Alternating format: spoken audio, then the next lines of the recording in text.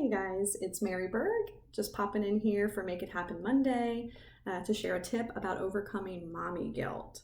So I think when you have a big goal or you're starting a business, something that requires a lot of your time, you can start to feel guilty for not spending enough time with your kids. And you can start to feel guilty asking your spouse to pick up the slack so you can work more, work towards your goal. And you may start to convince yourself that if you were a good mom or if you were a good wife, then you'll just keep doing what you're doing and not make anyone else feel uncomfortable. Because the reality is you're probably going to have to cancel some plans. You're probably going to have to disappoint some family and friends. And, if you're really putting yourself out there, you have a really big goal that you need to spend a lot of time working towards, you're probably going to rock the boat. And you may end up not living up to other people's expectations because a lot of people just don't get it.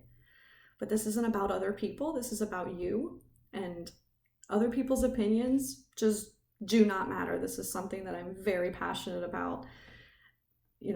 There's different types of opinions, and most of the ones that we take to heart are hearsay. Like, we didn't even really hear the person say it.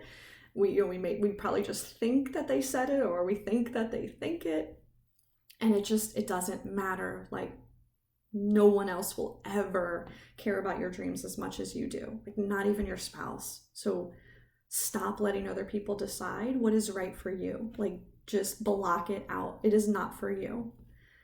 And the second thing, which is more of a positive aspect, is I know you don't want to miss out on raising your kids. Excuse me. I know you don't want to miss precious time with them.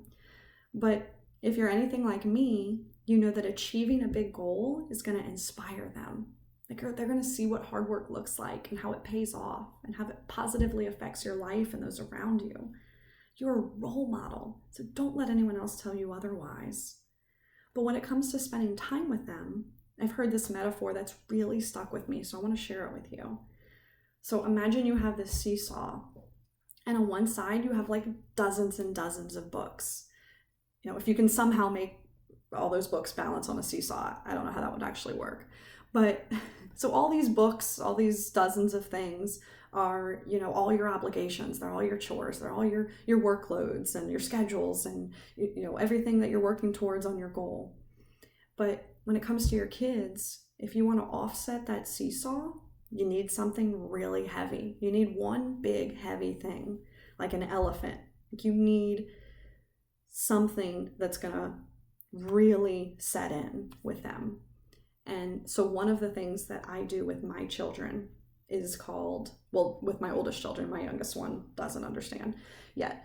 I do spend time with her, of course, but my oldest one is 5, and she notices the extra time that I'm spending in my office and working.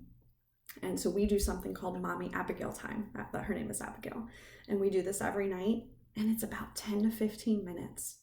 But the thing is, it's just present time with her. I give her all of my attention, and she gets to pick what we do, whatever she wants to do for that 15 minutes. And I make it a point to tell her, like, I'm so excited for Mommy and Abigail time. What do you want to do for Mommy and Abigail time? Because letting them know that this is time for them that you have set aside, like, that makes a huge difference. If you just spent 15 minutes with them and you didn't make a deal of it, you didn't talk about it, you just spent some time with them, it wouldn't register in their brain as much. When you say this is your time, you get to pick, they get to have control, and they get your 100% attention. And when you're doing that and they're talking, I recommend this anytime they're talking, but especially for that 10-minute Mommy and Abigail time, look at them in the eyes. I think this is one of the biggest things that we can do with any human being, is to look them in the eyes, see the colors in their eyes, look into their soul.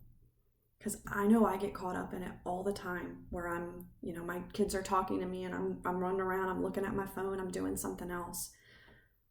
But just give them that space and look them in their eyes, and I think you'll see a huge difference.